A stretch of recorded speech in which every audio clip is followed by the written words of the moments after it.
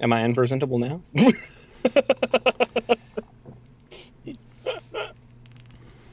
like, no comment.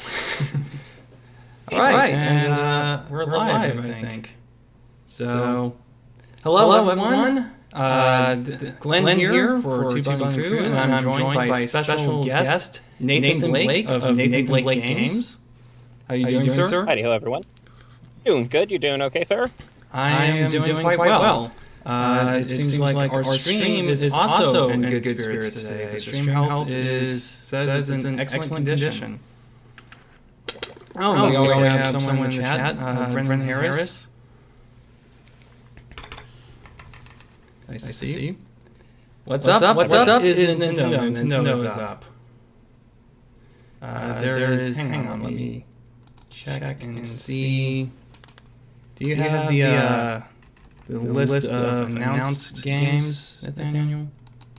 Yeah, I have it pulled up right now, so... Should have done that before we started. Check that before we started streaming.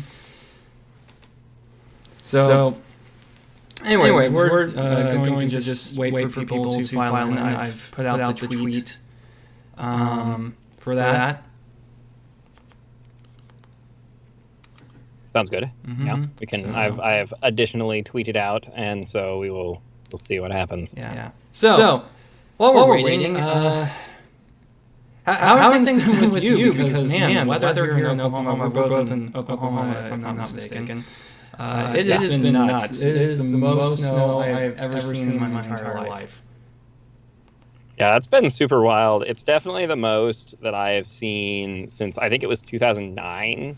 There was the only time I would ever consider Oklahoma to have had a blizzard. Whiteout conditions for days, snow drifts were like 4 or 5 feet tall in some places. It was crazy. And yeah, this is the most snow since then. And to be honest, I think that this has had a bigger effect in some ways, except for that time there was like a lot of ice on the roads before it snowed, and so it was like really it's been less of a problem for me than 2009 was, because in 2009 my parents lived out. They still live out on the sticks. What am I saying? They live out on the sticks, and so we lost power for like 4 days. Yeah, absolutely. Yeah, 2009, we lost power for a couple of days, but like mainly our issue was like for a week straight, you couldn't leave because we also were out in the sticks. And so like if you tried to get on the regular road, like in front of our driveway, you just slide off into a ditch on the other side. And they didn't come and scrape those roads at all. So those roads, only when they thawed could you get out. This time, like I'm living in a small town, but it's not near as bad as that. And there's less ice. More snow, less ice, and so in general, it's not been near as bad. It's been really kind of neat. But yeah, I have definitely have cabin fever, but my full year of training to have cabin fever by being in COVID quarantine, of course, has prepared me for it. Yeah. Gosh. Yeah. I got 3 days off from work, so that was nice. Yeah. Absolutely. Yeah, I had kind of cleared my schedule not knowing what it was going to be like. And so I've mostly been like chilling out and playing some Mass Effect Andromeda because it's the first time I actually got around to playing any of it since it came out. So I've just been like really wasting a lot of time with that.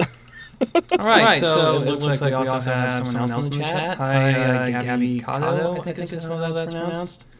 Let me know if I butchered that.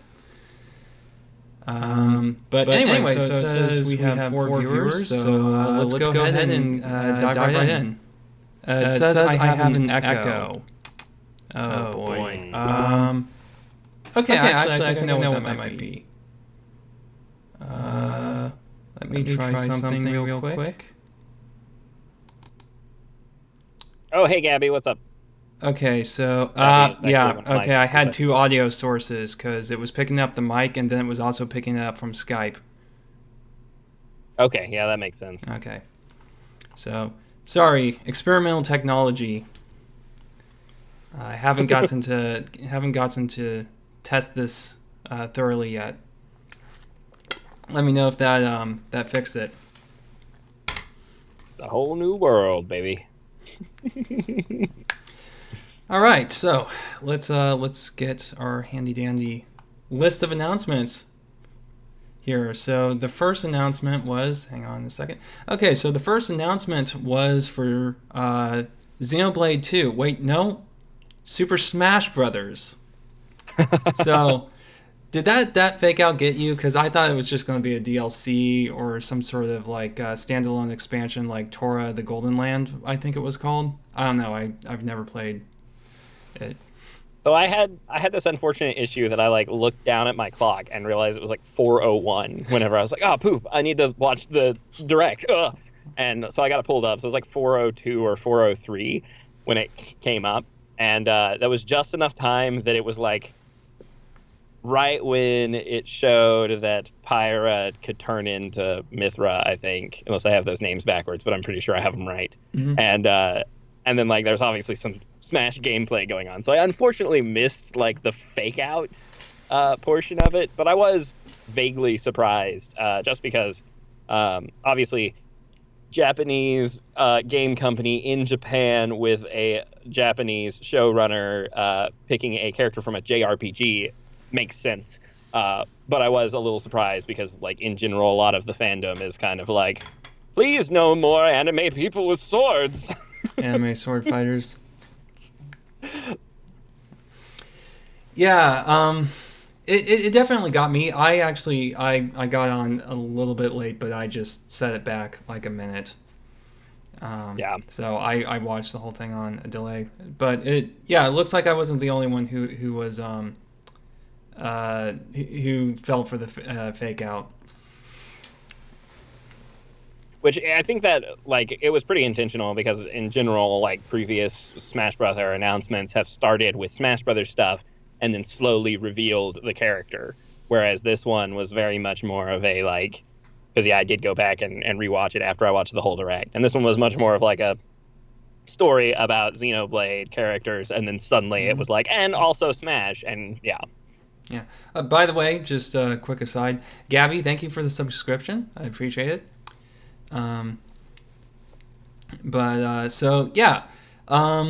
So do you play a lot of Smash? I know Scott and Simeon, they're real big into Smash. They do it like competitively and stuff. So I wouldn't say I'm super competitive about it, but it is probably one of the games that I will continually go back and play, especially on the Switch. I really loves me some good Smash, especially anytime there's like new DLC or character or something. I'll go back and play it for a few more days.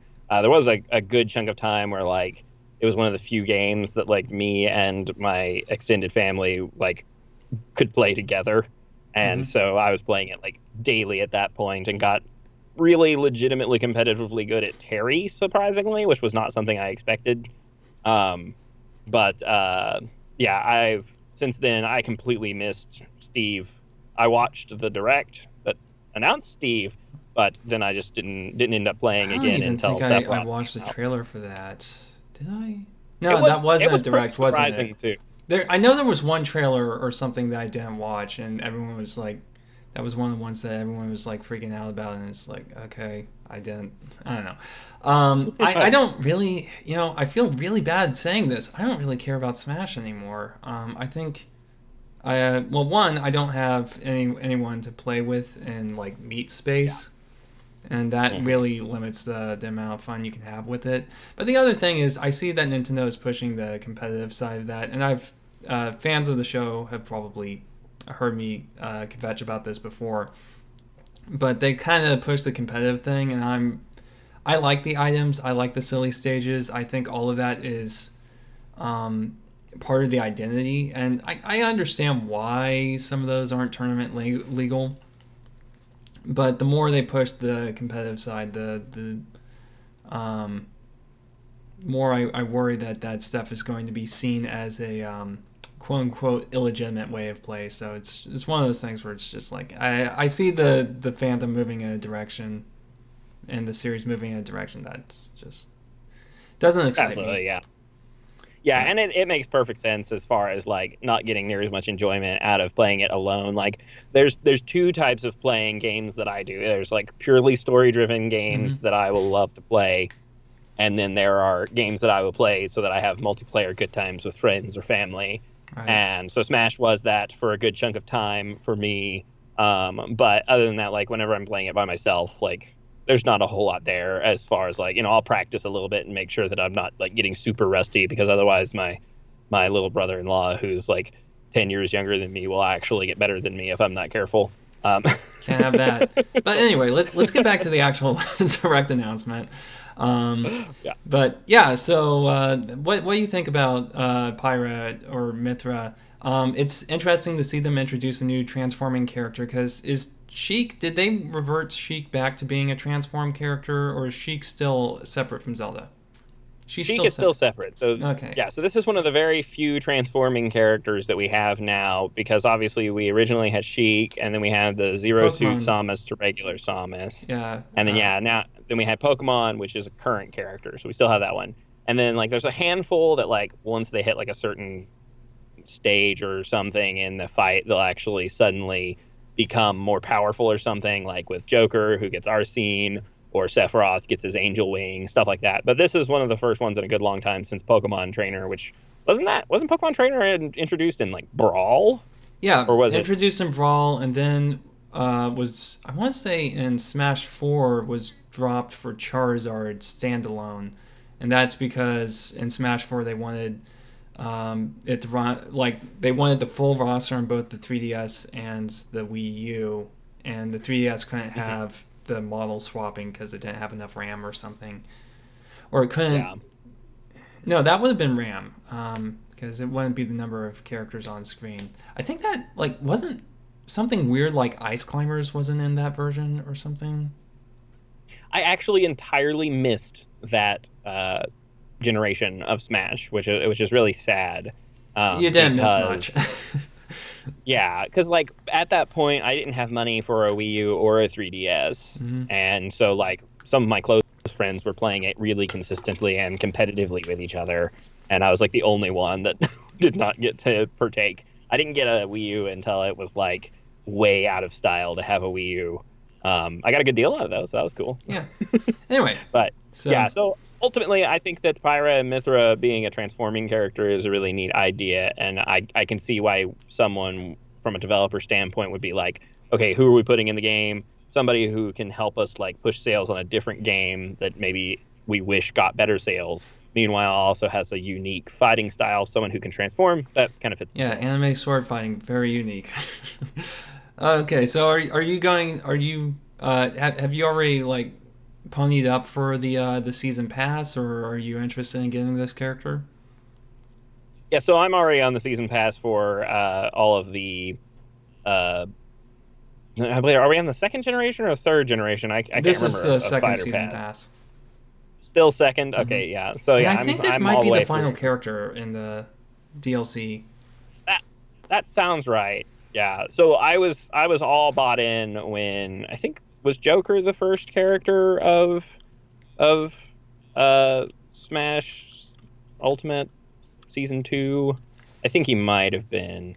And so I'm a huge Persona 5 fan. Yeah. So when I found out that he was going to be in it, oh no, I think he was part of Challenger Pack 1. Yeah. But that solidified me on buying DLC characters when he came out. I was just like, shoot, I want all of them. Well, all right. I don't really have a whole lot to say on that because I haven't played any of the Xenoblade games. I know my brother really likes them, but I haven't played any of them, and I'm probably not going to get any of the DLC fighters. So I guess we should just move on to the next one. Okay, and there's probably, just for the record, people, there's probably a lot of these that we're going to be just sort of rushing through if we don't have a whole lot to say on it. Next one is Fall Guys. You seem like someone who'd like Fall Guys, given the type of games you play on your channel. Yeah, I've streamed Fall Guys a handful of times. I had some internet issues at the time, so I didn't get to get near as into it as I wanted to. But like, it was legitimately fun. It fit a lot of like boxes for me. I enjoy the like battle royale scene of things like Fortnite and PUBG and stuff, but I have way too much anxiety for that sort of thing because it's like high stress in those games. But Fall Guys was like so goofy and lighthearted that it didn't have a lot of that anxiety involved, and you really felt like just picking it back up whenever you died. So yeah, it's a good, fun experience, and I think putting it on the Switch is gonna allow it to hit some of the younger audience of people who don't have like PCs and stuff like that. So I think that's cool. I think it's a good move, especially for Fall Guys to try to get into that medium. Yeah, I don't have any interest in this, so. I mean, more games for Switch. I'm happy to see it, but I don't know. I've heard mixed things about Fall Guys, and it's not my, the massive multiplayer thing isn't really my style. So, yeah. Okay, so Outer Wilds.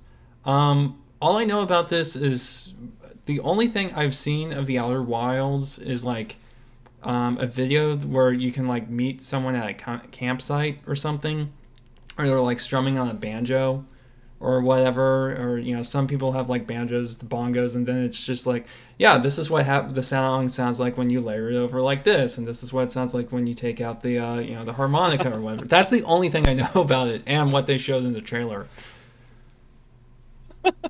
Yeah, I think that for me, Outer Wilds, I have just seen it kicking around for a while, and I always got it confused with other things. Like, legitimately, as they were like showing things for Outer Wilds in the Nintendo Direct, I thought it might be a like DLC for the Outer Worlds on I get the Switch that confused all the for time. half a second. Just a very slight similarity in like the kind of more cell shaded sort of look, and then like also it has a very similar name, and I was like, wait, Outer World? No. Although the little scenes that I did see here in the Direct did actually spark my interest in it for the first time. Yeah. Like I saw it and I was like, oh, that seems kind of neat. Like I love time loop stuff. So the fact that they're like, yeah, you're stuck in a time loop. Majora's Mask is one of your favorite games, isn't it? Yeah, like Majora's Mask. Gosh, have you ever played Ghost Trick? No, I haven't. Go play Ghost Trick. If you love yourself, play Ghost Trick. Okay, bye. Okay, we have some chat messages to catch up with. So GateFan 1565 says there were several games that were just meh/filler. Yeah, I mean with a 50-minute presentation, I think that's fair to that's going to happen. And GateFan also says that their kid will play Fall Guys. Well, see, yeah. It's there are people out there that want it on Switch, so I'm glad to hear it. I'm always happy to hear that developers are being rewarded for supporting the Switch. That was a problem with the Wii U, is where they put they poured a game late on it, sort of like how Fall Guys has been out for like 8 months now. And they put it out on a Nintendo system and later than the other platforms, and it wouldn't get nobody would pick it up because they'd already played it, or the Nintendo version had problems. But I'm glad to see people are supporting the Nintendo version. Let's see. Gabby says that he likes Fall Guys, and GateFan 1565 says Outer Wilds looks and sounds intriguing. 22 minutes of gameplay and then a restart.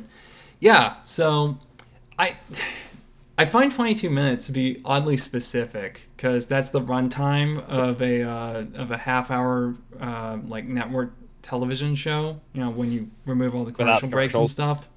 Is this going to be one of those things where they like play the credits at the end of every loop, where it's like, that would be we so want to be. Remember when that was a trend back in like 2007? Video games were we're going to play the credits at the beginning of every level or whatever, like it's a TV show. Yeah. And sometimes they would say, last time on Alan Wake, and then it would have like the summary of the previous episode. Alan Wake is the one that I associate the most with it, but like I think the reboot of Alone in the Dark. Yeah. Remedy went on to make Quantum Break, which was essentially a television show turned into a video game, whereas Alan Wake was a video game that was kind of vaguely trying to be a television show. So that was already the direction they were totally heading. But yeah, that whole having the credits at the end, levels as episodes, yeah. I'd be interested to see if that's what happens in Outer Wilds as well. Yeah. So, let's see. But yeah, I don't have a whole lot to say about it. I'm not going to be picking it up. But hey, if you stream it, I'll be able to experience it vicariously, I suppose. Okay, so next up is Famicom, that's with an M, Famicom Detective Club. And this one's a bit interesting to me because this one it's a game, I think they mentioned this, that never got out of Japan. And it's kind of one, it's not like one of the first things people think of when they think of NES games that never got out of Japan.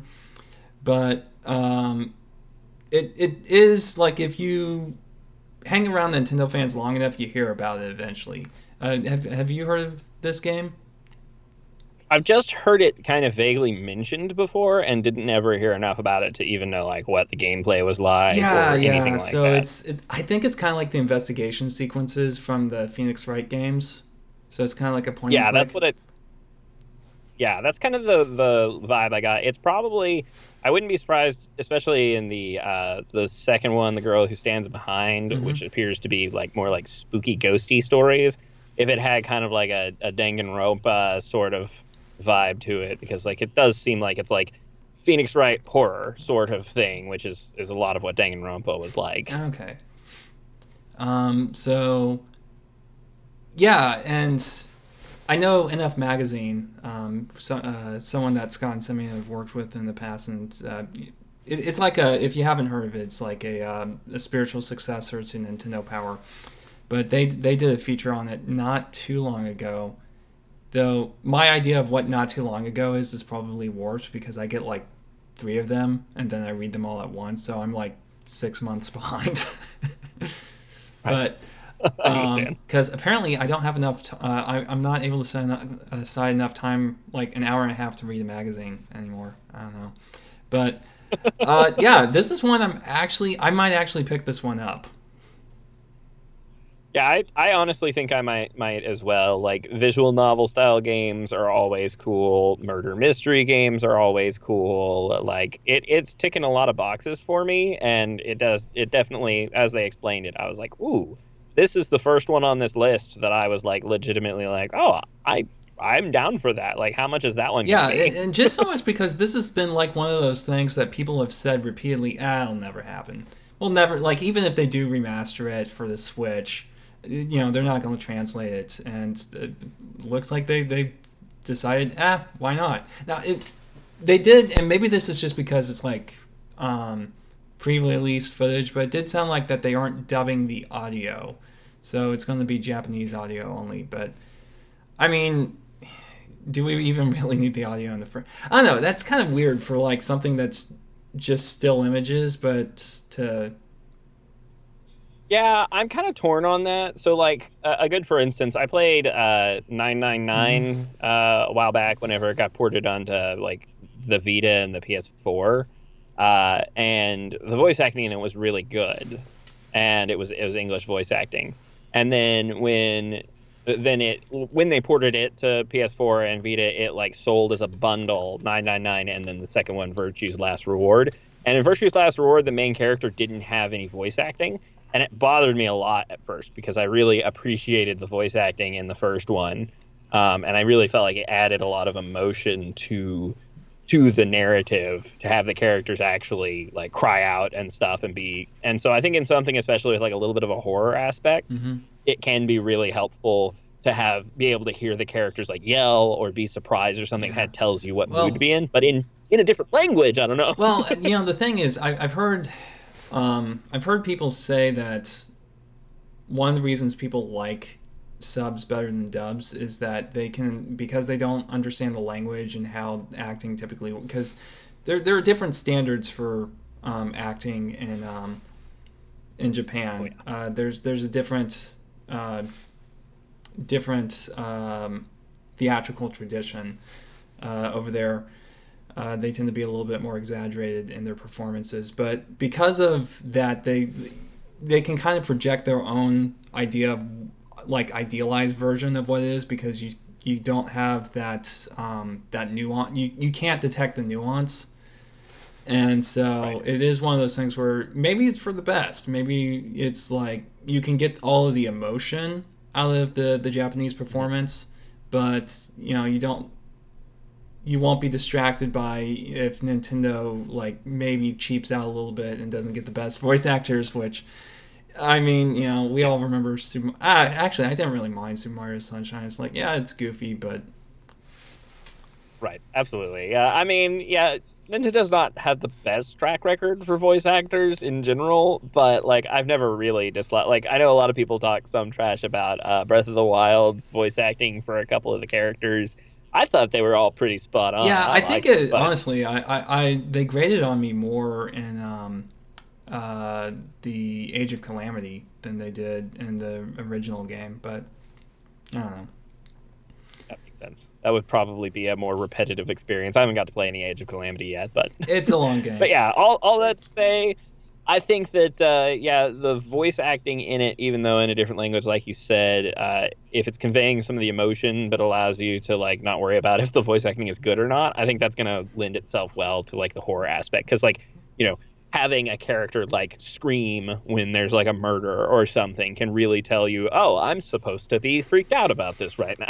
Like Yeah, and there's nothing quite like not being, like not responding emotionally the way you should to a moment in a game.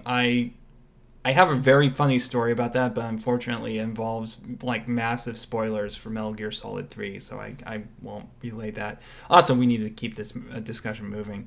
Okay, so but before we do that, we have some more comments. So GateFan 1565 said, I'm just going to shorten that to GateFan from here on out if that's okay. I would say it seems like they made it so you could play one episode, this is referring to The Outer Wilds, and put it down and come back again later. Yeah, that definitely... or probably likely to the whole idea of having episodes in games like in Alan Wake and stuff. Yeah, but yeah, definitely that would help you partition your time. So it's like, okay, you know what, I'm just going to play to the end of this cycle and then quit. That's a good point. And also, Gate fan says, bad voice actors ruin the experience. And I presume they mean by voice actors who are not good at their job and not voice actors who conduct themselves in immoral fashion, though, who knows, maybe both. Yeah, it is funny, as someone who's done a decent amount of voice acting at this point and reading scripts and stuff for people, I have actually become more critical of voice acting, which is kind of sad. I didn't necessarily want that to happen, but I was listening to an audiobook the other day, and I was like, man, this voice actor sucks. And I was like, oh, well. Yeah, it's like, with me, I have a hard time watching Tron, because it's like there's this scene where, because I'm a programmer, there's the scene where, like, he's trying to hack and he has the program and it gets deleted or whatever. It's like, oh, man, that was what a shame. That was a really nice program. I like that one. And it's like, then just reboot it. Did you not save it? Did they counter hack you and delete it off of your, like, I don't know what storage options they were using at that time, like maybe a floppy drive. It may have been before hard drives, but... Anyway, Samurai Warriors 5. I think this is in the same vein as Age of Calamity. It's the what do they call them? The Musho games, I think, is what they're called. Yep, or Musou or something along those. They're. I've played a whole bunch of these. Like it's so whenever I was like in middle school, my only friend was my buddy Christopher, who lived down the street, and the Dynasty Warriors games were his favorite, and he started with 2 and moved forward, and so I played a crap ton of these. So whenever they started making all these really cool like Zelda versions and stuff, I was super pumped. But that to say, I played Samurai Warriors 1 and 2, and then a bunch of the spin-offs of 2, and then like after that, I think they started mostly releasing the rest of them in mostly Japan only, and then doing like really quiet releases for them on like PC and stuff in America. So I have no idea what to think from 5. Like I know the character creation was pretty cool in 1 and 2, so if there's character creation in 5, I'd probably be down for it. But other than that, looks like they've got a new art style comparatively to the old ones, and everyone looks a lot younger, which is probably kind of cool to like grab a new audience. And other than that, like, I don't know. Yeah. If you've played any of the Warrior games, it's probably the same game. So the only one I've played is Age of Calamity, and I've been told it's not the best representative because it kind of downplays the strategic elements. I like Age of Calamity. I'm probably not going to pick this one up.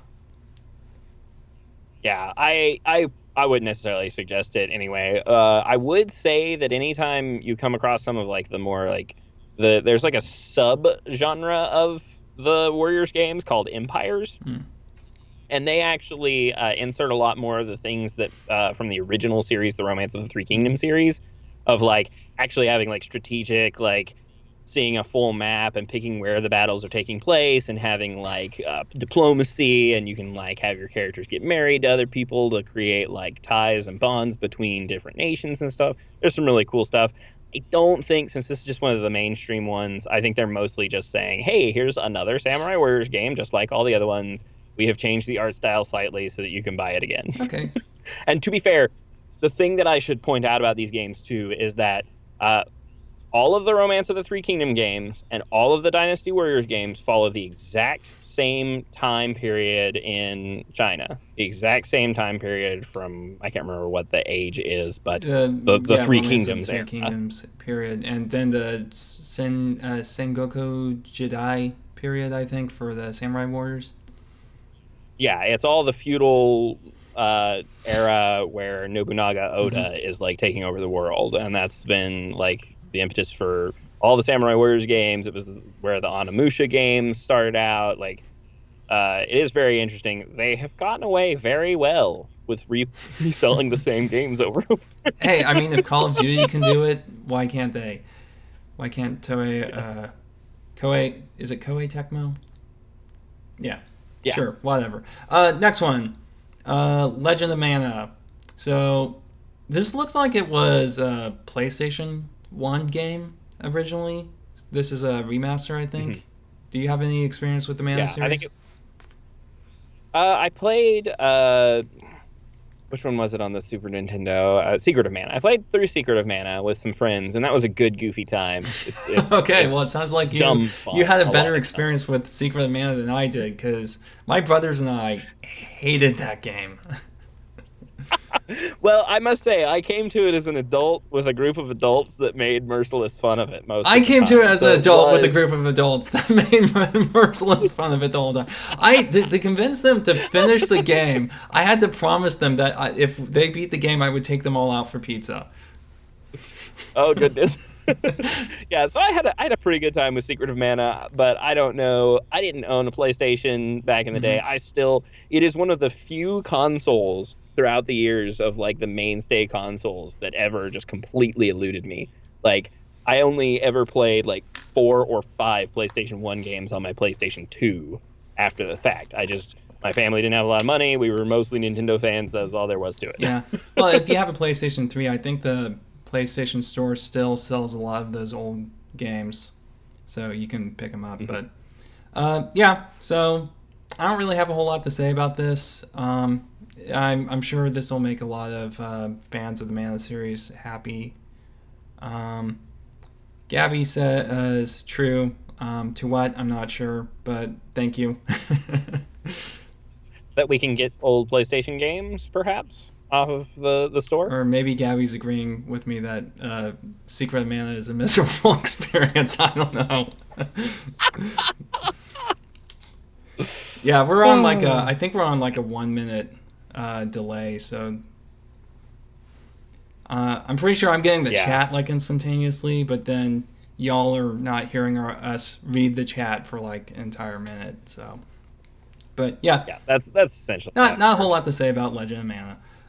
Monster Hunter Rise. So I am very conflicted about this game because it looks really cool, and I love Monster Hunter games, but they are a time sink, and I don't have a lot of time. I have a backlog that is, according to howlongtobeat.com, is like over 340 hours long. Oh, goodness. Yeah. Okay, so here's the thing about me with Monster Hunter. I really want to like Monster Mm-hmm. Hunter. I really try to like Monster Hunter. I have tried to get it on like 4 different Monster Hunter games that my friends all swore was the best time to get into Monster Hunter, and it just never No, took. This it is a one, steep learning curve. I do not blame you in the least. Like I spent like the first 12 hours regretting the purchase when I first got Monster Hunter. And then there's like a moment where you just sort of realize, "Oh, this game, okay, this is like a really lame action adventure game, but this is a super fun like boss fighting game. Like it's all about boss fighting." right? And so it takes a lot of Yeah, time to get used to the weird controls. It takes a lot. And my understanding is if you play it with a friend who can walk you through it, that really helps. One of the things about Monster Hunter that I don't feel like I actually knew what I was doing until my second game. Because the first game, there was just a lot of times where I went, oh, if I do this, that makes things so much simpler. And you kind of it's kind of this weird, like you have to learn the ropes. It kind of, it's kind of like learning to actually hunt stuff. It's like, oh yeah, so I don't just carry the best potion on me, I carry all the potions I can hold. And I yeah. don't just I like feel max out like my box at 99 of like a restoration item. I stockpile as many of those as I can have. Like, if I can get 300 of those things, I'm going to have 300, then I'm going to eat them down to like 150, and then I'm going to stock back up on it. It's all kind of like, there's this weird sort of meta element where you spend a lot of time outside of hunts, kind of being like kind of trying to optimize your production, like because there's this whole like infrastructure there to support you, and it's like, how do I optimize that? It's Right. Yeah, absolutely. And I think that's one of the reasons I had so much trouble getting into it is because like I say, I play games either to play with friends or for storylines, and like I'm willing to put up with a little bit of like that like back end infrastructure stuff and something like Persona 5 where like yeah, I'm doing these things, but I know that it's like raising my friendship levels with all of my confidants and stuff, and like there's like an end goal like story wise. But most Monster Hunter games, I'm not sure if there is no story or if it's just yeah, the story like is hidden there. just, I think it looks like they're trying to put more emphasis on story, but yeah, it's paper thin. Yeah. And this is the most interested I've been in a Monster Hunter game. They did a good job of delivering, at least in the trailer for this one, of like there is stakes, there's something going on, Yeah, there's like you characters you have to who defend a town. I'm not sure. There have been yeah, some missions kind of like that, but that is unusual. Those are typically like very specific event quests. So I don't know if yeah. I'm gonna pick this one up. I want to. Maybe I will like sometime in June or something when hopefully I've got some of the like some projects out of the way. But at the moment I'm uh, because I know if I get it, that's at least 100 hours of my life down the tubes, and I Right. have other things I need to work on. Yeah. And for me, I'm like, this is probably the first time I've actually watched a trailer for a Monster Hunter game and said, that looks kind of cool. I might do Yeah. that. Well, if So you that's get why I into sit it, on let this. me know. That'll probably, Okay. you'll probably be a bad influence on me, and I'll slip back into Monster Hunter crack. Um, Yep. Okay. Okay, Will so do. Gate Fan says, I have been unable to get into Monster Hunter. I have Monster Hunter 4 Ultimate on my 3DS and played 2 hours and have not picked it back up.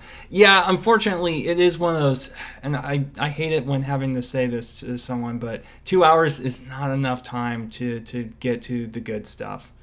And I absolutely understand if you don't want to invest more time than that, because there's, you only have so much time on this earth, but um, yeah, I guess what I would say is if you have a friend who's into it, maybe try playing with them and have them kind of try to get you to some of the really interesting stuff quickly, and then go through the story on your own time if you like that. But yeah, uh, It kind of sounds like you're explaining Monster Hunter as Stockholm Syndrome the game. It's like, yeah, if you're in it for like 10 hours straight, then eventually you start enjoying it.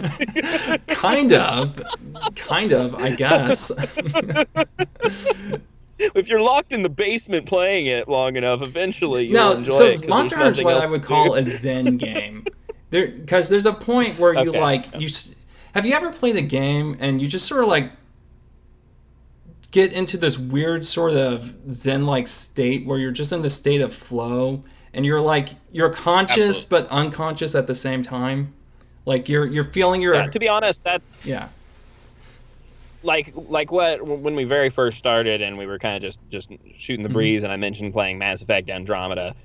This is one of the first times in probably a couple of years that I've quite felt that where it's like the game is just like I'm enjoying it so much and like actually into it enough that like I'm just playing the game and I'm not thinking about like how long I've been playing or if I want to keep Well, playing. I I'm just not even am. saying that. And I It's a game that in the more difficult missions requires so much of your focus that you kind of go into a trance. okay, yeah, I Yeah, gotcha. F-Zero will do that to me sometimes. So if you want to know what that's like, pick up an F-Zero game. Um, Okay. so let's see. Gabby asks, "Are we excited about Sonic the Hedgehog movie too?" Well, seeing as how they're not going to have to completely reanimate the main character, presumably this time around, yeah, I'm excited to see, if they can like take some of the feedback from the first one and do that because I thought the Sonic. Have you seen the Sonic the Hedgehog movie? I have, yes. It is. I did not get to see Detective Pikachu yet, so I'm not playing with a full deck here. But it is essentially Sonic was one of the very best video game adaptation movies that Yeah. has ever been made, in my I opinion. would not classify Like it as not a masterpiece, but yeah, I think it's right. Yeah, not that it was like a top tier mhm. movie. It's not like I'm like, yeah, it's right there with like New Hope and The Matrix One and Back to the Future and stuff. But Karate it was like Kid, that was a something that legitimately wasn't made in the decent movie. 80s. Lord of the Rings or let's see, a handful of those other ones. I mean, The Matrix was in 2000, man. Oh yeah, yeah, you're right. I knew one of those was slipping through the cracks. Yeah, but yeah, like it's not like it was one of the greatest movies of all time or anything, but like I was impressed with the fact that they took uh a video game movie and they were able to keep enough of the spirit of what made Sonic fun there without making it like stupid and then like still making it like a story, Mhm. right? It had a beginning and an end and there's some goofy things here or there that they probably like there's some plot holes and stuff like that, and some things that they had to do just to keep the story running. Like, why can't Sonic go by himself or whatever because he runs really fast? But you I know, think they they had explained to do that some silly in stuff. that he had no idea where he was going. Right. Um, but yeah, obviously there's some plot holes and some goofy things here and there, but they did a really good job of making a very enjoyable family movie out of Right. Sonic. So if they come back from that and they do, and Jim Carrey does as good a job as he did in the first one, I'm pumped. Yeah. Let's see. And Gate fan says that they'll probably get Monster Hunter Rise. So, yeah, I hope it works out better for you this time around. The thing is, my understanding is each new Monster Hunter game gets easier. Lowers that barrier of entry, which since I got on board with 3 or try as they called it back then, um, I shudder to imagine what the first one was like. Ugh. But anyway, we have been streaming for quite some time, and we're not even like a third of the way through the list. So Yep, we gotta start flying yeah, through these. Mario Golf comes out on my birthday. That's cool. Um, and I like the fact that Nintendo, you know, I'm not excited for while I actually do have a little bit of a soft spot for golf because I took a golf class in college because I had to have like a physical exercise requirement or whatever. And apparently, golf counts as exercise. Um, I'm not getting this one, but what about you? So this is legitimately probably one of the few golf games I've ever been tempted to get. Mm. Like when they were like Mario Golf, I was like, okay, I played Mario Golf 64 and it was fine. Like it's golf and you're playing as Mario, whatever. When they said speed golf and they showed all the characters running past each other, that was legitimately Yeah, fun it's like looking. It reminded me of golf where you can tackle someone. Okay, I'm yeah, kind of digging that, but you know, it was hmm it reminded me a whole lot of Super Monkey Ball. Like some of the mini games on that were like really really good, and I had a crap ton of fun playing some of those. So I'm like, okay, yeah, speed golf and whatever story mode is. oh sounds, yeah, that sounds pretty actually good. that I might buy. and we'll probably come back to this later, but yeah, I thought it was interesting that they were having the Mii characters come back because it seems like they kind of pushed the Mii's out of the picture with the Switch, and now that in the game we'll get to later. But the other thing I appreciate is the fact that they have Mario wearing actual golf clothing, like a polo shirt. Wario was wearing a cowboy hat, and I don't know. There's just something I really appreciate about Nintendo in the last few years because that's not quote unquote on brand. And it feels like Nintendo's kind of loosening up with that. So who knows? Maybe here in a few years, Mario will actually be allowed to have a personality again. Yeah. I mean, if you read the manual to Super Mario 64, like Mario, he's kind of ticked off in the manual from Oh yeah. Super Mario 64. Like he's got that 90s attitude going. Um, let's see. Next, Tales from the Borderlands. Do you have anything to say about this? We could probably. Yeah, I was gonna say we could probably fly through pretty quickly with this one because, like, honestly, I really dug the Telltale Walking Dead Mm-hmm. games, and like, but after I was finished with them, I had very little like drive to play any more of the Telltale games, and least of all Borderlands, which was something that I, especially when it came out, I hadn't really played any Borderlands when Tales came out the first time. So it being handheld and on Switch does not do anything for me. Yeah, I have no interest in Borderlands. This or the main series. It always like maybe it's one of those games that's really fun when you play it, but watching it is just incredibly boring. But then again, I feel the same way about Smash Brothers. Smash Brothers to me, maybe if I were like into professional Smash, but Smash Brothers to me is kind of not the most exciting thing to watch. But Mhm. so some games I think are really just more fun to play than they are to watch. So don't judge a book Absolutely. by its gameplay, I guess, or by its Twitch streams or whatever. I'm mangling this metaphor. Anyway, so next up, Capcom Arcade Stadium. This was already announced some time ago. I think it's out now. Like they did and you can play it right after this direct thing, right? Yeah. So anything here catch your eye? Yeah. I mean, I think that it's neat that like there are fight sticks that are pretty cheap that you can get for a Switch. So the idea that you can like straight up arcadeify your Switch is neat. I think that some of the games come in separate packs, and I don't know if you have to pay for the individual packs. So I'm kind of curious about that because they were like, Midway comes free to download, and then they talk about like three separate 10 title packs. So like I am very curious, like how much we talking? Uh, Am I buying like 10 games for like $10, or is it like 30 for all of them, or like what I don't know. Yeah. So, yeah, I don't have a whole lot to say about that. Stubbs the Zombie, Rebel Without a Pulse, which is apparently a re-release of a previous game. I think they said it was like a remaster. Okay. I don't know. Yeah, this one it probably made the least impact of any of them on this list. Whenever you started to read the title of it, I was like, "What? Oh, that was there, wasn't it?" Yeah. Okay.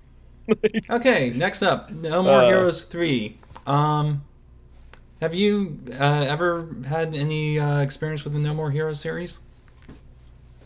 Um, Outside of a friend that was completely obsessed with them in high school, not really. They look like pretty neat games, and this one looked specifically pretty good. It kind of seems like it's going to scratch some of that weird, like, goofy mini game while playing a serious, like, fighting game, kind of like Yakuza or uh, Persona, games like that, where you have like a lot to go around the city and do. You just made me. Shinmu, like You just stuff made like me sad that Yakuza isn't on the Switch.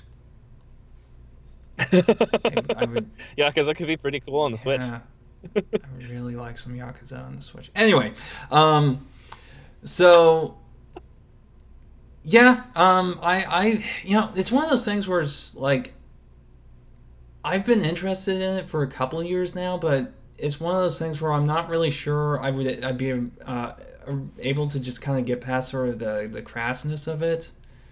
I mean, Yeah. I'm not super prudish in the games I play these days, but still, there is a point where there is kind of a limit. So, um, Right, and it kind of depends on like what are you getting for what you're putting mhm. in, right? So like if like I'm willing to put up a slightly more if I think it's like a really like high quality game, and if I can push through a little bit of the crassness or whatever and get to the good game, I'm a little more okay with it. But this would be kind of a gamble because I don't know enough about it anyway. Yeah, So well, and I've watched like Let's Plays of it and stuff, and I still don't know if it's a game I would enjoy or if it would be kind of like so-so gameplay with like a lot of really interesting like a really interesting aesthetic and style. So probably gonna pass on that, yeah, which means I'm only I contributing to would the. say that if they Yeah, go ahead.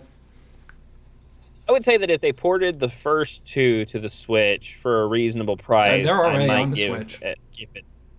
Oh, are Yeah, they? I did not yeah, realize they've that. been on Okay, the I Switch for might be like willing to give. at least 4 months, maybe 5 or 6. Okay, well, I might look into those and just see what I think about them, and then that might. But it just kind of depends. We'll have to see. Well, let me know what you think. Let's see. Okay. Next was Neon White, um, which was about demon assassinating other. I don't know. I didn't really get. It looked like one of those sort of. It was like a first person game with the guy in the white mask. Yeah. Um, it it looks like one of those games where you're kind of trying to constantly be moving, but I don't know if that's just like the for the trailer to make it look more kinetic than it actually is. Yeah, I think they usually refer to those as like Twitch Mm-hmm. shooters, like Doom Eternal and the 2016 Doom, and it has a good look to it gameplay wise. I wish you could see like one of the things that immediately put me off about it is that your weapon is not actually visible on the screen. You just have like a card on the side of the screen telling you what weapon you're using, and I didn't like that. I I don't know. just kind of It's get just a sense of what it was about from the trailer. yeah. But hey, they got Steve Bloom to do the main character. Spike Spiegel. Yeah.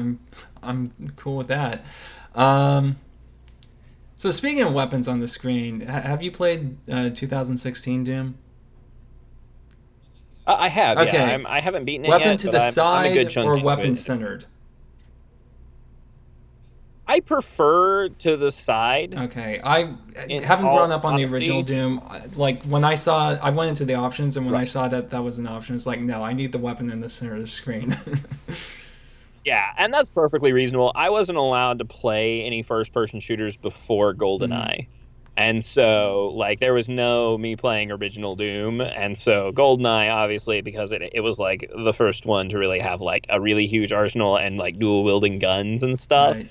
Like, obviously, it had on the two sides. So, to me, that's like quintessential shooter. You can carry a machine gun in one hand and a rocket launcher in the other, and it's going to be on the two sides of the screens. All right. So let's see. Up next, we have DC Superhero Girls Teen Power. Um, This is the one I'm the most excited about. No, I'm just joking. uh, is it me or have kid shows gotten really annoying here of late? Like It's really hard to tell, man. I can't tell if that's Maybe we're just just me old. getting old, or if there's something different about kids shows these days. Because here's the thing: is like, even up till like 2 or 3 years ago, I was watching The Amazing World of Gumball and stuff like that. Like, I never really got out of the cartoon phase until the last few years, and that's just because I don't watch TV anymore. Right. Yeah, absolutely. Like it is there's definitely a level of like I watched Adventure Time and had a blast with it, even though it could sometimes be a little juvenile and stuff. But yeah, and of course this is aimed at slightly younger girls, I Yeah. think. I'm So I'm sure there's a little bit of that. yeah, and so obviously I'm outside the demographic, so I don't know. Um, yeah, I'm not picking it up, but Yeah, I have no reason to have it. Essentially, at the end of the yeah, day, I'm it not did. interested in it. Yeah, the most notable thing about it is it caused a moment of existential dread and self-reflection, and me questioning whether or not I was getting old. I mean, we're all getting old, I guess, Yeah. technically, but Yep. let's see. So, Plants vs. Zombies Battle for Neighborville. Okay. So is this one a this is what I couldn't figure out. Was this one a re-release because it called it like definitive or something like that? Yeah, Is this one that has already been around? maybe. I Let don't me look know. at Um, Plants vs Zombies Neighborville. It says something about 2019. So maybe it was released on other consoles earlier. yeah, probably. But I mean, it's cool seeing that Plants vs Zombies apparently is recognizable enough to get spin-offs, I guess. Yeah, I mean it looks if you want to play Battlefront Hmm. and you were disappointed with EA Battlefront, like newer EA Battlefront, then this is where you go, right? Like this is clearly just Battlefront on and I remember there was one that came out Garden Warfare Hmm. I think is the name of the other one that was just like very battlefronty. So I mean, hey, I'm happy that there's still that sort of like Battlefield Battlefront like being large military fighting each other PvP style, turf takeover sort of thing. I'm glad that's still around. I might play it if somebody else had it, I would love to play it with them. I Yeah, don't know. Again, it seems very multiplayer focused, so if I had somebody to play it with, I might. But I it's have it's no sad being an connection to the adult and not franchise. having people to play video games with. Yeah. Anyway, Metopia. Okay, so first and foremost, not gonna get it. Secondly, um, very interested because between this and the Mario Golf thing, it's really interesting that it seems like they're doing an about face regarding the Mii's because they basically it seemed like they really just kept it more as a legacy Yeah. component.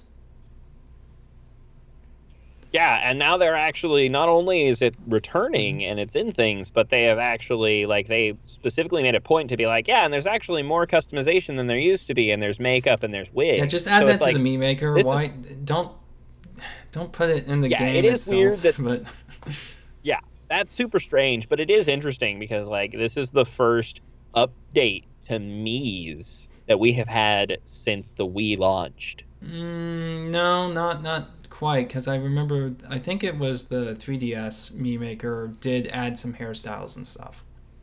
And I Okay, so we're think talking the like Switch was the like a first couple one where you hairdos or could have something. like green hair or something.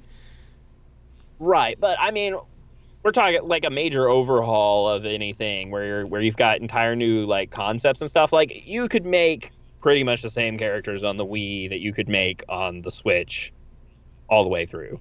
Like maybe slight variations with a couple of hairdos or something. But like going with like full new like I don't know, seeing all those characters that look like Super Saiyans Hmm. at the end and like them doing makeup and stuff like that, I was like, whoa, that's weird. Like this is an actual seems like an overhaul of the Me system almost, which obviously it's not a complete overhaul because it still has the same base, but like it did seem to make a pretty legitimate change.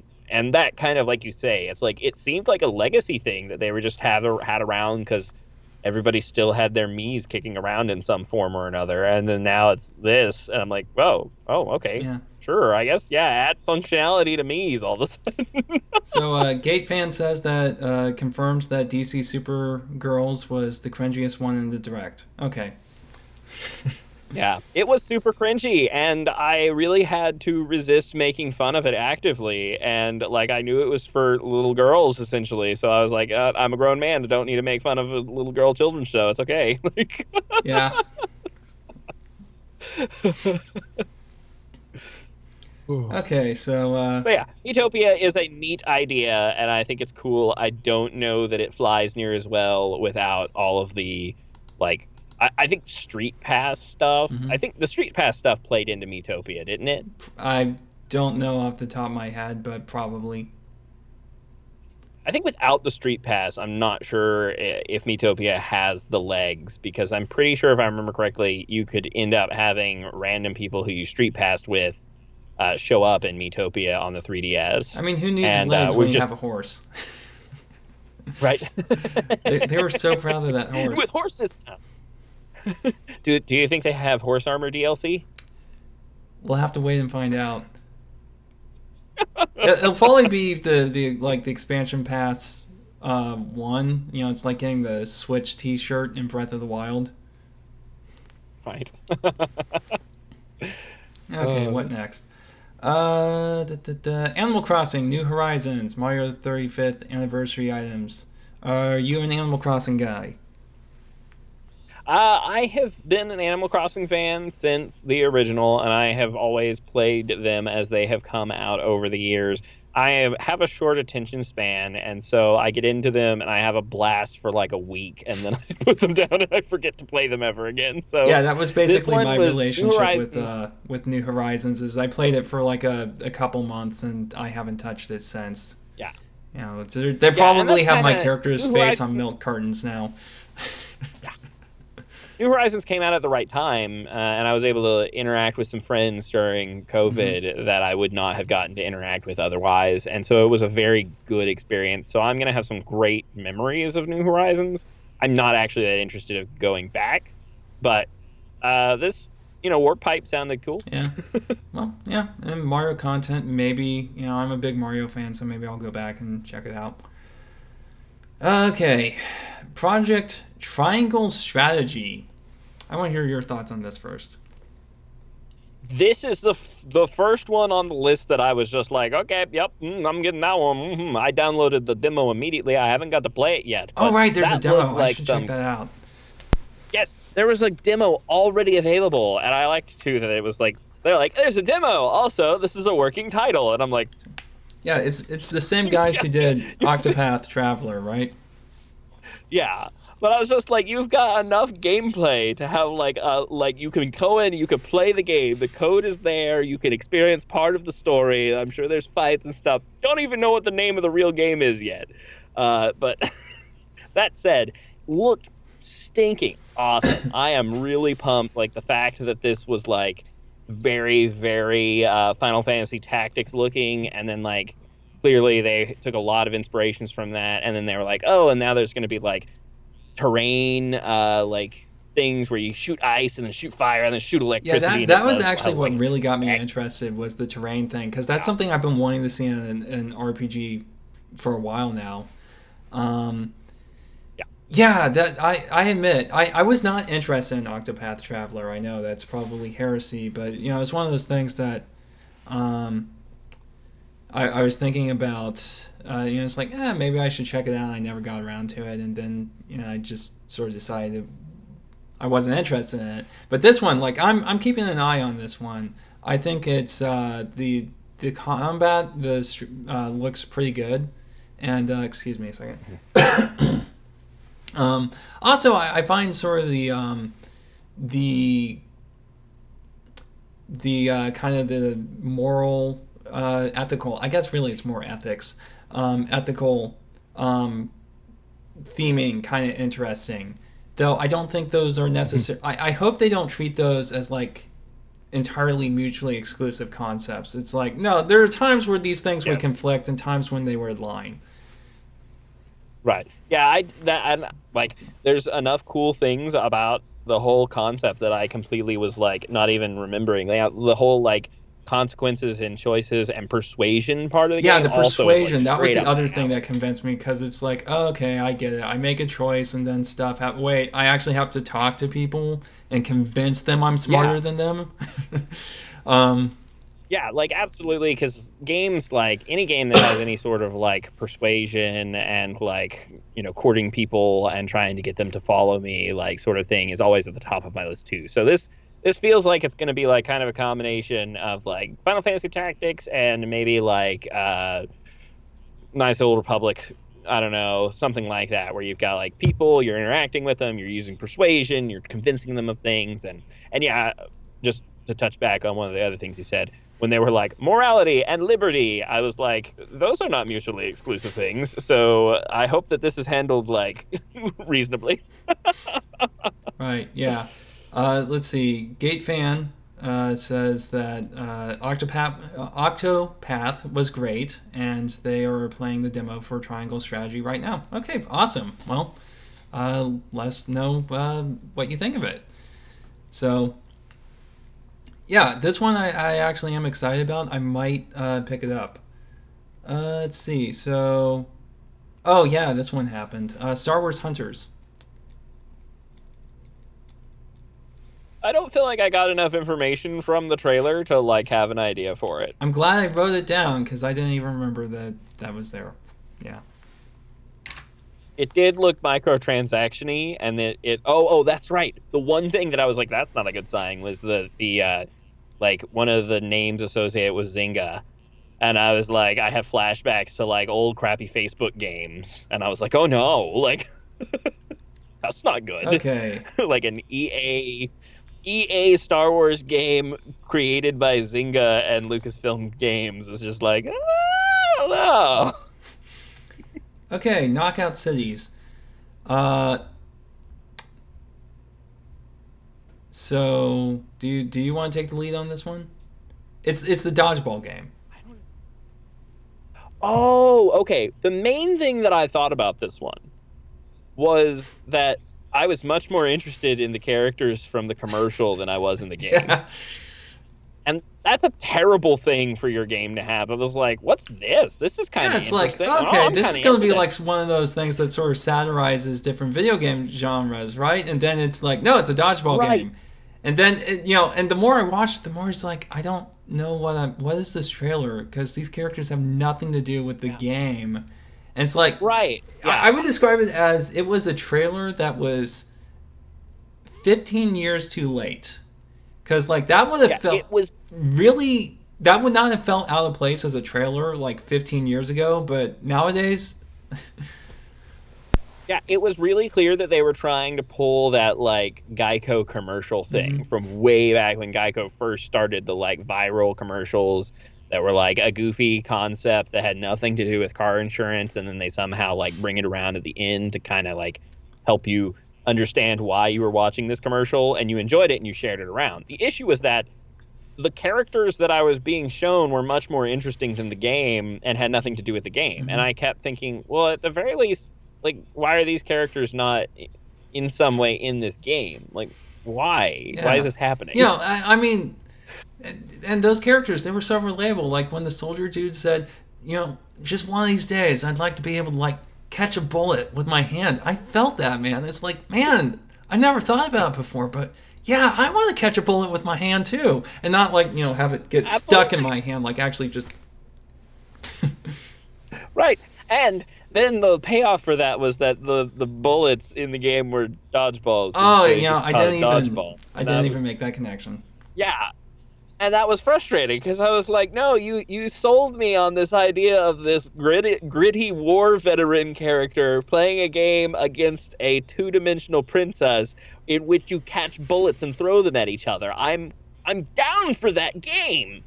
And then it was just like a very generic-looking dodgeball game. Yeah. Okay, so this is one I think you're excited for. World's End Club. Yeah, when this one came up, I initially was like, oh, this looks like Danganronpa or 999 or something like that. And then it was straight up from the creators of 999 and Danganronpa. And I was like, oh, okay, cool. Like, I was into the idea, but the weird thing was is I remember when those two creators started working together as the like original Mm-hmm. like project lead guys. They kind of like left those Spike Chunsoft and went and started making their own stuff. And they said, we're gonna make one more game that's about murders, and then we're like done making more games about murders. Right. And that's where AI Somnium Files came from. And then this was coming on, and I was like, what this looks like? And then they said it's from those creators, and I was like, they're gonna make another one, but they said they weren't. And then it's like, but the game doesn't happen, and instead it's like an action platformer, and I'm like, what? It was cool. It's a good reveal. I think the character designs look neat. I'm down for it. I think that taking one of these murder like horror puzzle room games and saying essentially, well, what if the characters all survived and then they went on a Mario adventure together is kind of cool. Yeah, so I only have a few things to say about this. One, I hope this isn't like bursting your bubble or anything. I actually didn't know about this one before the Direct because it got a preview in NF Magazine a couple months ago. Oh. So that information was apparently available, but I'm glad that the Direct brought it to your attention. The other thing is, where the heck do you get a 9-person tandem bicycle in after the apocalypse? Like, just getting one of those. I don't know. In like just and like when the world is functioning as it should, getting one of those is probably really hard. You probably have to get it custom made, but in the apocalypse, like I want to see some welding marks on that. Like if they have like a scene where it's like, hey, this would be a really cool waste of time in this post-apocalyptic world where monsters are trying to kill us. Let's make a tandem, a 9-person tandem bicycle. But yeah, that was all I could think about when I saw that shot at the end.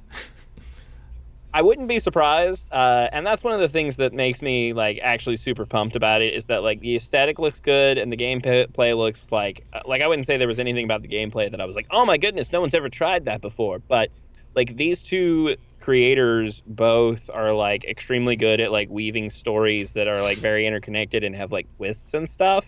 And so I'm kind of pumped to see like what kind of twists and what kind of story are we going to get out of this? Because it looked like there's going to be some like nearly visual novel sort of story stuff interspersed. And so yeah, maybe we get a cool scene twist ending where the bicycle was around all along. All right, so up next is Hades Physical Edition. I haven't played Hades, and I know people say it's really good. I'm not interested in Hades. What's your take on it? Have you played Hades? Are you going to get the physical edition? I have not played it. It looked pretty neat in general. I'm a decent fan of roguelikes and dungeon crawlers, but I don't know. Like, there's so many nowadays that it's really difficult to be like, oh, I need to go pick up another one. Like I've got Crypt of the Necrodancer and a handful like that I pick up from time to time and just goof off with, and there's enough replayability that I don't need another 6. Wait, is it a roguelike? Because I know it's from the people who made Bastion. I thought it was just like that game, but so here is the description. Defy the god of the dead as you hack and slash out of the underworld in this roguelike dungeon crawler I'm from not the doing creators it of then. Bastion, I don't play Transistor roguelikes. Permadeath just turns me off. Okay, so Ninja Gaiden Master Collection. I could see playing some Ninja Gaiden. I'm not going to go out of my way for it. If it's on sale sometime, I might pick it up. I played some Ninja Gaiden here or there back in the day. I think I played that at Demo Kiosk once. I remember thinking, wow, that's a lot of blood. But yeah, it is. I'm not going out of my way to pick it up, but I know that these games have their fans, except the third one, but, I haven't heard good things about the third one. It showed up on an episode of What Happened. That's a fun show if you haven't seen it. I will say that I think that it is interesting to see some of these games. No More Heroes actually kind of fits into a little bit to. I'm not sure if there's any more on this list that really do, but just these fast-paced action games that are kind of button mashing and combo heavy and stuff. We haven't had a ton of those because like a lot of them, like, you know, obviously like God of War was like the biggest one of those, and it like kind of eventually became a lot less that over time. And it's owned by the Sony, newest one on. so Yeah, yeah, absolutely. So I mean, at the very least, maybe this can recreate some more interest in some of those games because I think some of them were pretty cool. I don't have anything against combo heavy button mashy action games where you feel like super powerful. Honestly, yeah, and so I think like the first 3 Devil May Cry games are also on the Switch now, so it's a good time to be a hack and slash fan, I guess. I probably would get Devil May Cry before I did that because I don't know, I'm just more interested in that. Anyway, Hyrule Warriors DLC. You haven't I defer to your judgment because I haven't got to play Age of Calamity at all yet. Age of Calamity, I like it. It's good. I'm not getting any DLC for it. One, it's kind of a long game as it is. I've been working on it off and on for several months now, and it's definitely exacerbating my OCPD.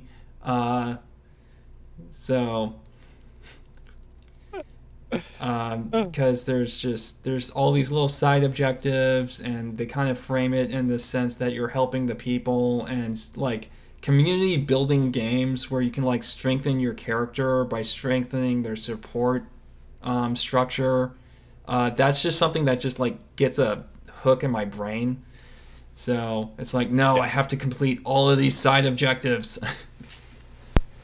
Yeah, no, I understand. Like, a good example of that was like the Mass Effect series was like really hard on me because, especially knowing that it supposedly everything was going to carry over from the first game into the end of the 3rd game, I did literally everything in all 3 of them. And in Mass Effect 1, that was a pain. A lot of the side quests were crappy. And then like at the end, it didn't mean anything hardly, and I was just like, no. But on the subject of Hyrule Warriors, I haven't played any Age of Calamity yet, so I don't have a whole lot to say here. I mean, one of the reasons I haven't played Age of Calamity yet is just because I really enjoyed the original Hyrule Warriors, partially because it was like a non-canon, goofy, like romp sort of thing. And so I'm like not entirely sure how I feel about like spending a whole lot of time and effort playing one that's like going to be like super serious and obviously has to end poorly because it's a prequel to a game where the world ends. I don't want to spoil too much, but yeah, the plot goes off the rails pretty quickly. I don't mean goes off the rails as in like, you know, train wreck. I mean like it's Is it goofy nonsense? I haven't beaten it. Well, there's definitely some scene like Link eats one of those rock steaks that you can cook in Breath of the Wild, with gusto, I might add. So it's not super serious, but and I don't want to spoil it too much, and I haven't beaten it myself, but it does not end with Ganon's resurrection. So if you're worried about it like being super downer, no, I think it's like kind of an alternate continuity thing. Okay, all right, then maybe it's definitely worth getting into. So yeah, maybe so. Oh, by the way, quick aside, Gabby, welcome back to the stream. Hi.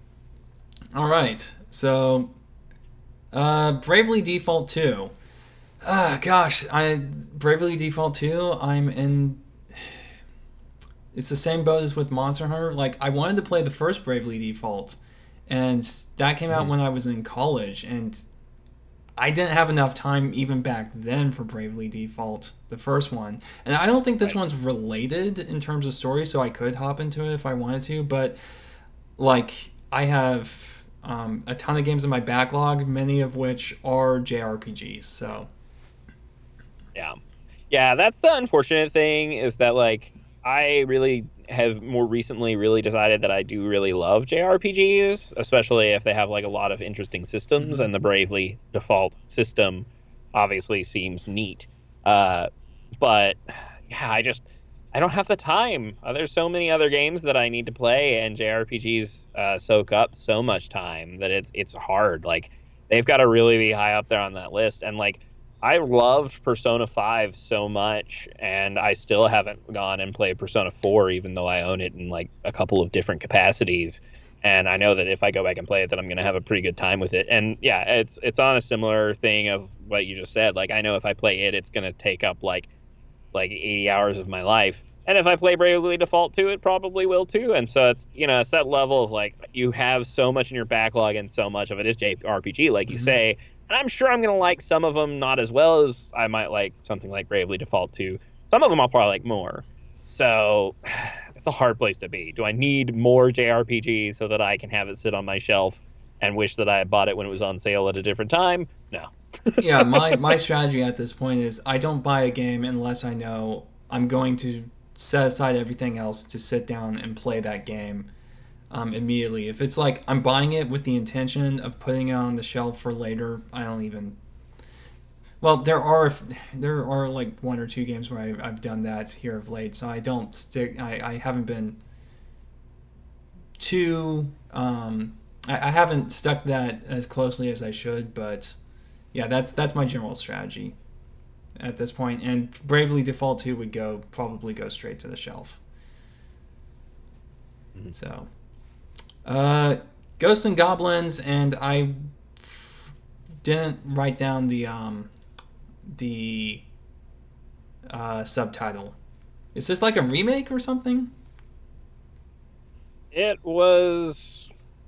I'm gonna quickly Google it and just go ahead and make sure. Ghost and Goblins Resurrection was the subtitle. Okay, I think it is like a. I have no intention of playing this. I've heard that Ghosts and Goblins is like hard and not the fun kind of hard. I do like that the multiplayer, like you can have like a assist mode kind of character. I do like the fact that the assist mode characters' names correlate with what they did, like Barry makes a barrier. Yeah. That was cute. It felt very 1980s arcade. It was very evocative of that time period and the localization practices therein. But yeah, I'm not going for it. You? Yeah, no, I don't have a big reason to play it. I think obviously it's mostly to hit that nostalgia for people who were super into it originally, and I've never played any of it before, and so it just looks like a very generic platformy action game about a guy in armor who keeps being in his underpants. So Let's see. Okay, next up is Saga Frontier Remastered. So I think this was originally a PlayStation game, so you wouldn't have experienced it. I have listened to some of the music from the Saga Frontier sub-series, I guess. So it is kind of weird because it's like, oh hey, I've been recently listening to the music from that game, and now it's getting a remaster, and I don't care. Well, I mean, okay, I'm glad more games are coming to Switch. I'm sure it has plenty of fans that are like very happy to see that not only is it coming back, but it's like they're implementing some like new content. Maybe it was stuff that was originally planned and then had to be like cut out for because of time constraints or whatever. I don't know. I would hope that's what they're doing, because I'd always be a little bit skeptical of someone like going back into an old classic game that's like over 20 years old and inserting new content into it. But yeah. Yeah, I think that it looked pretty neat. Again, I have so many JRPGs to play. I don't really necessarily need to go back to one that is from 20 years ago or more, and re-experience something from then. I'm sure maybe there'll be a time in my future where I hear good things about it and I might play it, but yeah. Like you say, I didn't have the PlayStation, so I didn't really have any love for it. So again, it's a situation where I know it's going to hit great for people who want that, and for people like me who had no experience with it and didn't like JRPGs that much until recently. It's just like, okay, whatever. Yeah, that's just another whatever. I'm sure it made someone excited. I'm not that person. Okay, next up is Apex Legends. There's a name I haven't heard in a while. Yeah, that's Apex Legends was going to be the Fortnite killer. A lot of people put a lot of respect behind it. Thought that it was going to really take over it had a little bit of a following. You know, a lot of more slightly more serious streamers got on it for a little while. And I played it a little bit, and it was a fun time, but it just doesn't have the legs, and the battle royale thing is definitely dying out at this point. It held battle royale held on for so long, so many years of being the most popular type of game. I am very impressed. The fact that something that started as a mod for a lesser known game went on to become multiple flagship games and then went on to be in things like Call of Duty and stuff is just wild. But Yeah, I we're mean, moving there's past even it, a and Tetris Battle Royale, so. yeah, absolutely. And I think we're moving past it at this point, and I don't know, it's unfortunate, but yeah, games kind of come to Nintendo these like late to Nintendo console games. That's kind of like their last gasp before they die. Yeah, and that's an EA game. I remember Arlo, the YouTuber Arlo. You know, he's the little blue furry puppet. Um, he mentioned that a lot of the games featured in this direct were EA titles, which I find interesting because I seem to recall EA being a holdout for the Switch. They were like, nope, we got behind the Wii U, we're not getting behind the Switch, we're not doing that. And now it seems like they're doing an about face, much like Nintendo has done with the Mii's. Except I'm indifferent to this one. But Yeah, I think that it is interesting. It might be that Nintendo sort of reached out and asked them for their B-list games that they were willing to put on the Switch during this time period where games are really light. Because looking down this list, there's a crap ton of them, but like so many of them are like old ports or like just updates to things we already had or like really stuff that no one was necessarily asking for. And it's kind of interesting. I think the coronavirus just slowed things down so much that Nintendo really was like, okay, we gotta do something. Like we gotta have something, say something, and tell people that we're still working on stuff, and then we need to like have plenty of things to like announce during it. And so yeah, like as we look down this list, it was a big hour-long event, but like there's just not as much here as I kind of hoped there would be for our first direct in almost 2 years. yeah, in over 500 days, I think. Yeah. 530 something, I think. Okay, but so we're getting to the final announcements, the big ones. So Breath of the Wild 2 is coming along well, and they have nothing more to say about it, but more info will be coming this year. Darn you, Eiji Aonuma! Why did you even get on camera if you weren't going to tell us that there was stuff? Because they knew they had to address it. It had been over a year since we heard about it. It could have been anybody else. Eiji Aonuma being there was like, oh, yes, and then he's like, hey, no. You know, the thing is, like, I sat back and it's like, okay, hit me with it. It's not going to be what I want, Yeah, is it? It's not. Yeah, so when he said, we have nothing to announce, I was like, of course you don't. Why would you? It's only been like a year and a half. I really think that they should have I would have reversed it. I would have been like, just start showing a clip of Skyward Sword and have it run. And people are like, woo, okay, cool. And then AG walks out and he's like, you know, we wanted to bring you some information about Skyward Sword HD because unfortunately we don't have anything to show yet for Breath of the Wild 2. The way that they did it, though, I felt it was like, ooh, and then just punched in the kidney. Just, oh. Yeah, I'm not really sure which would have gone over better, but you raise an interesting point. Maybe that would have been better. But yeah, at the end of the day, you're right. Like, what were we supposed to expect? I understand coronavirus and stuff like that really was hard on the game industry as a whole in a lot of ways. Like, it did help with like general sales of like the Switch and stuff, but like production wise, not having the staff and not having the components to do things in general, I think played a huge role. Like, I mean, if we're having trouble as consumers getting computer parts just to play games, I have to wonder about like guys who are programming things and need like better, faster computers for rendering things in their game engines and stuff. Like, I guess maybe they're not having any luck either. So. Well, yeah, and it's as I understand it, Japan's like they don't really have the same computer market that we do. A lot of families don't have a PC in their house. You know, you have a phone, and that's basically all anyone needs. So they probably had to either get their work PCs from the offices, or they needed to buy new computers, which would have only exacerbated the issue. So I get it. I understand that we couldn't get Breath of the Wild yet. I just really would have hoped that they could have tossed together a little something. You know, it could have been a teaser of some sort. Anything that could tell us a little bit about what to expect, other than just like, I don't know, vaguely in the same place in Hyrule with vaguely in the same engine, there is going to be more game to play. And that's all we've got so far. And it's like, just tell me that there's like new cool things coming. Like, just to be like, oh yeah, there's going to be like interactions with NPCs that are going to be like really cool and stuff. And we're working on those sorts of things. And there's going to be new runes and they're going to do different things. And we'll tell you more soon, you know, just throw me a bone. I want to know something. Yeah. So, okay. So question, when do you think, they said we're going to get more info this year. When do you think that'll be? I think fake E3. Yeah.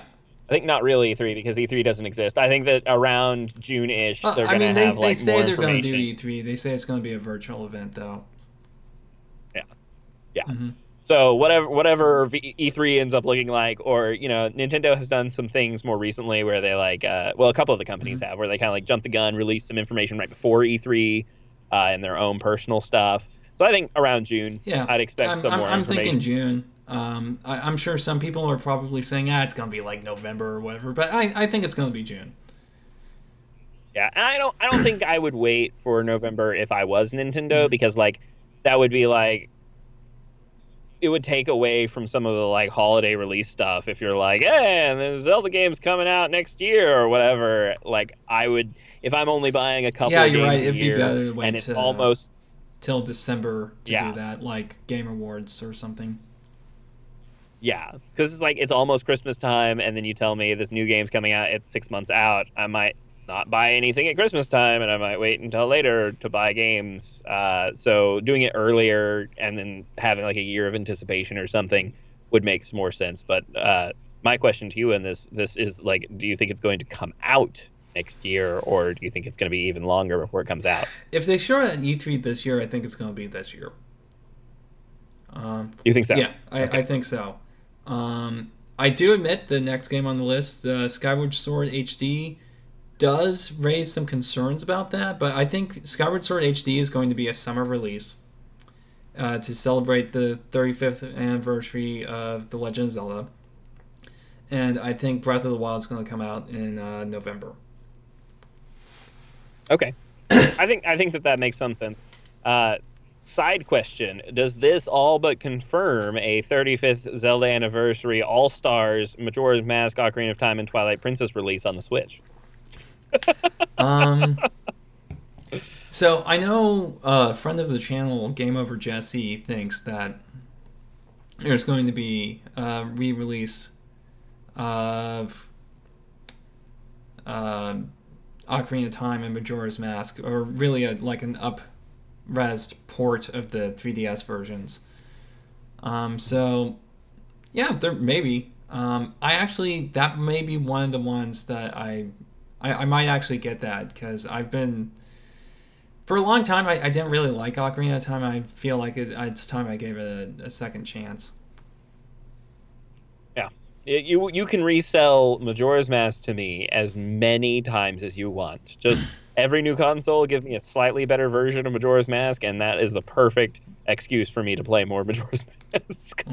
Gabby is itching to hear if we're excited for Splatoon 3, so let's move on to the next one. Splatoon 3, wow, I was really surprised by this one. I was not expecting a new Splatoon until the next Nintendo system. Yeah, I was shocked by it a little bit, and it gave me a vibe that there might be like a little more of like a single player, like more story focused. Yeah, thing I saw with the little the was it the Salmonid, and I thought, okay, this is it's in a desert, it's a different location. You have a little sidekick this is a spinoff. Like, that's what I thought. Yeah. This is the Yeah, I thought so too, and then it turned out to just be regular Splatoon, more regular Splatoon, and so I'm wondering if they're like going to try to diversify into like a little bit of a story mode more. I know that Splatoon 2 had some more like single player-y-ish things, didn't it? I can't remember for sure. Yeah, but, the single player was a little bit more fleshed out, but I wouldn't say by much. Like, you could have different weapons and stuff. Yeah.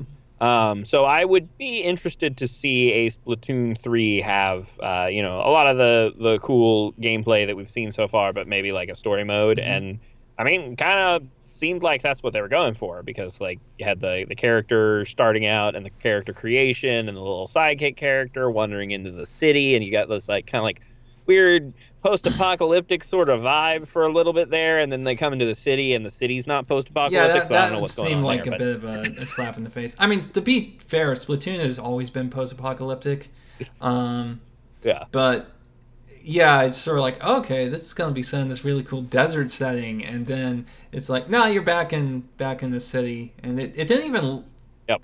I didn't spend too much time looking at it, but it didn't even look like it was necessarily a different style of city. It's like, oh, we're going to do like a city from the west coast of America. It's like, no, it still looks kind of like modern day Japan, but so that's. I think that I will be happy with it if it is a Splatoon BioWare game. That's what I want it to be. Like, I don't know. After that, I think that Sonic game that BioWare did, I'm not sure I trust them with licensed games. Wasn't that one Obsidian?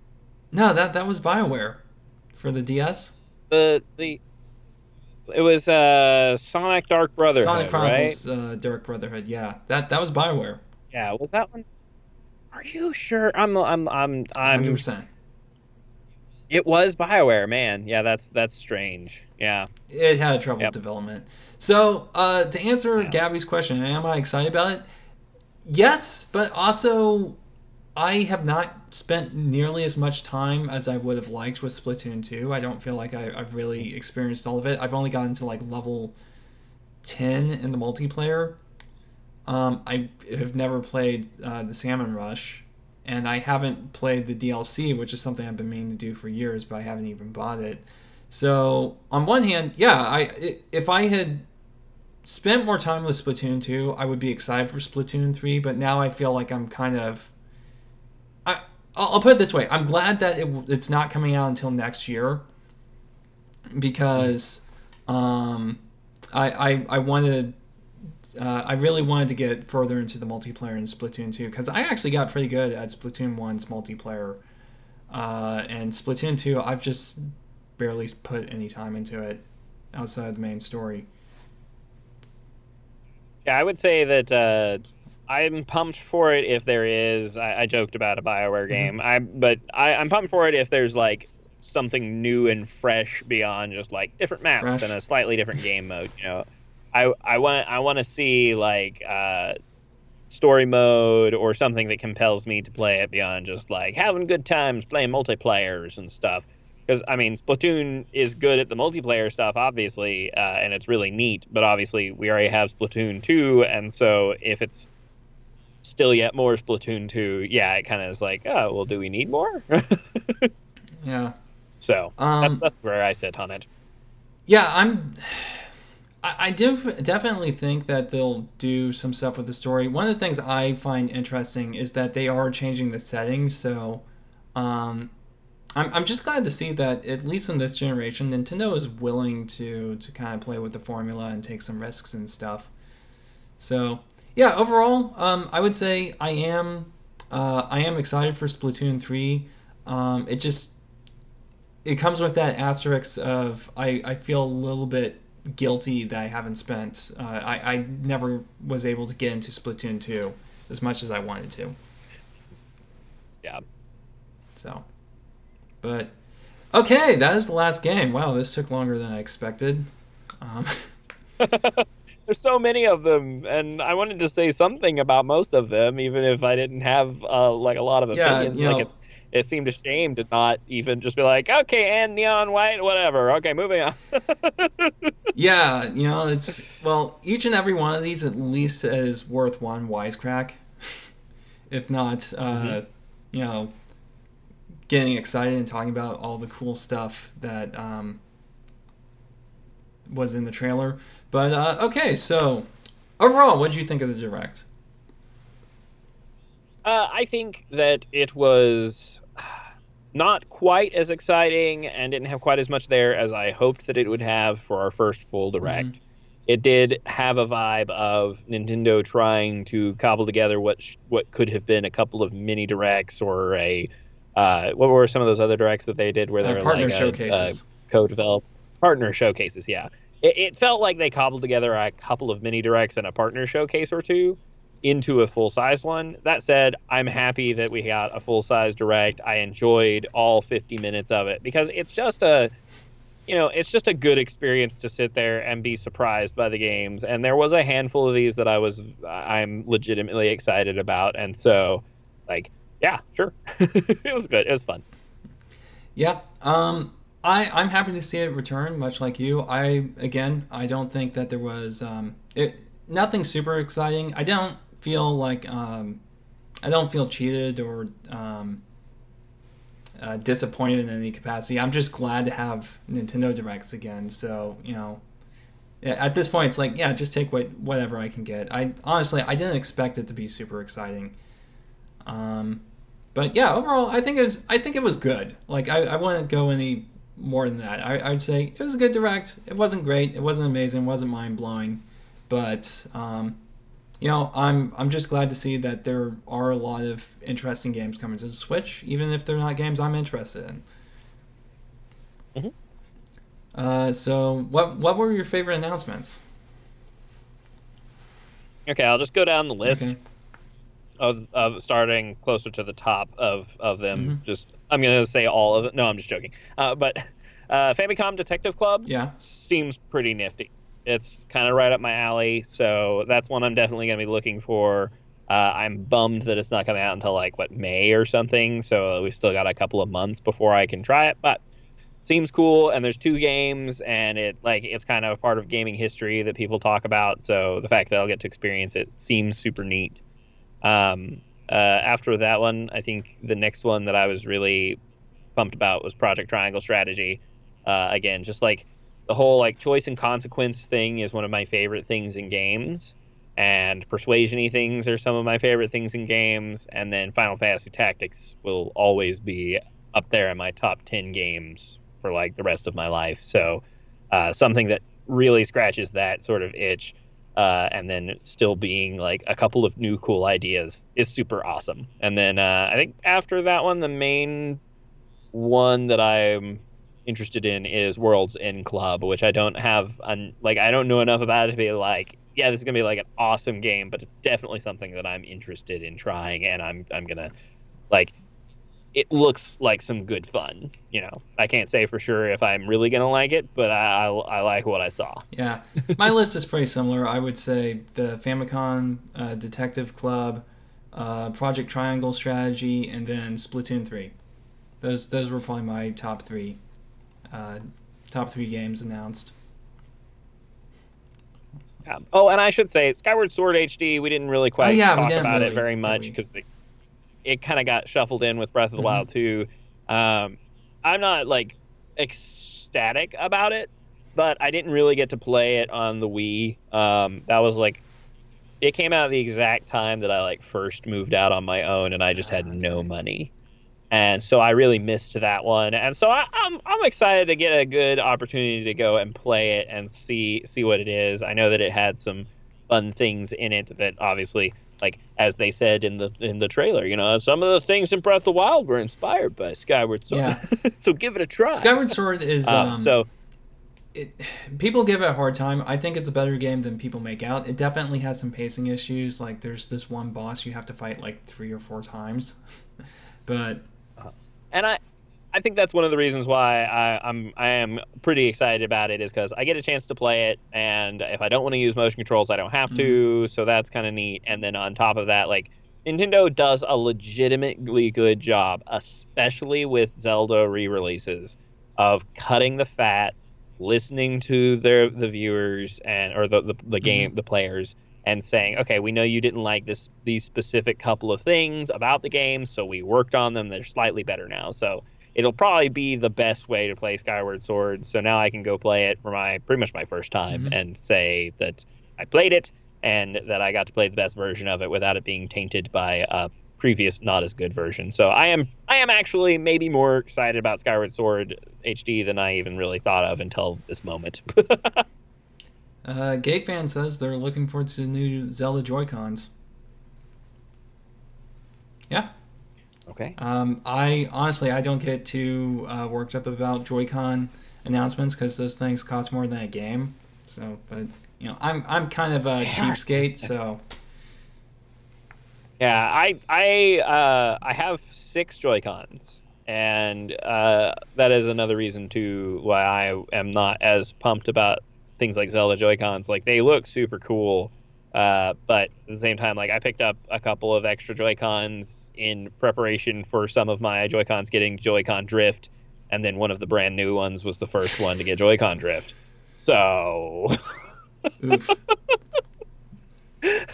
All right, but that concludes our very long discussion. We spent more time talking about the direct than the direct actually would take you to watch it yourself. So thank you everyone who tuned in and stuck it out throughout the entire discussion. Nathaniel or Nathan Blake, I should say. Where can people find you? Sorry, I you can revealed find your me secret right here on identity all on the internet. It's okay. I did technically reveal my secret identity in one video. It's on my channel. You can go back and find it somewhere. I think the title is something like "I've been lying to you this entire time." Something vaguely clickbaity, even though it is technically true. But yeah, you can find me right here on YouTube at Nathan Blake Games. I can even just say hi in the chat right now. That's Mm-hmm. me. You can find me there. I haven't been posting, and it's because I'm kind of on a weird hiatus as I like kind of transition to doing. I'm going to be still doing gaming stuff on this channel, just less frequently, although more frequently than I'm doing lately, so that's good. And then I'm going to also start another channel that's going to be like skits and like daily content sort of stuff, just me having a good time because like I really enjoy doing YouTube and I like the creativity of it, but I have kind of gotten bogged down in like trying to make consistent gaming content because like I want to make good gaming content videos, and sometimes it's Yeah, just you, hard to you find the don't want it games to for the good just gaming content. turn into like a content mill. Yeah, I don't want to just churn out like crappy content on crappy games. Like, it's not what I want to do. So, anyway, that's you can keep an eye out for that. You can find me on Twitter at Nathan Blake Game. There is no S on my Twitter because there's one character too long. Those dirtbags. But if you search Nathan Blake Games, I think it'll just pull it up anyway because I think that's my actual Twitter handle. Or is it just Nathan Blake now? Oh, it's just Nathan Blake now. Never mind. At Nathan Blake Game. Yeah, and so and we are Two Bunny Crew. If you're new here, we do a podcast that like every 6 to 8 weeks, depending on schedule. On which that Nathan Blake is a frequent guest contributor. And let's see, we have Gate Fan says they want to see you play Little Nightmares. Okay, maybe I'll have to do that. The first one or the second one? Gabby Oh, both says, apparently. or Little Nightmares 2. So either one Okay, seems to yeah, be, the people just want some Little Nightmares, either one. Anyway. and I might get into some like streaming and stuff for those sorts of things because yeah, there's some of those like bigger games that like I wouldn't be able to get any traction with like making videos, so there's not like a huge point, but like people want to see me play them, so like maybe live stream so we can just hang out and stuff. So Anyway, but as I said, we release anyway. Two Billion Crew here on YouTube. We release a podcast and sometimes reviews. And Scott and Simeon, the channels, they're the founders and like the main creative effort force behind it. They're going to be doing monthly live streams again coming up. So yeah, once again, thank you for thank you for tuning in, and keep looking keep an eye out on both these channels for more Nintendo and broader video game content.